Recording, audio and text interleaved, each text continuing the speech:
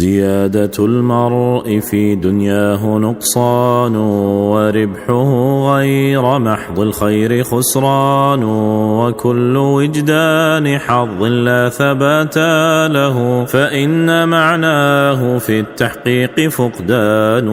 يا عامرا لخراب الدار مجتهدا بالله، هل لخراب العمر عمران؟ ويا حريصا على الأموال تجمعها، أنسيت أن سرور المال أحزان.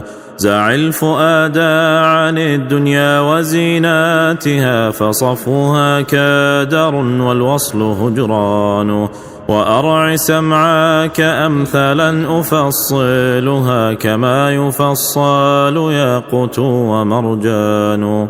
أحسن إلى الناس تستعبد قلوبهم، فطالما استعبد الإنسان إحسان.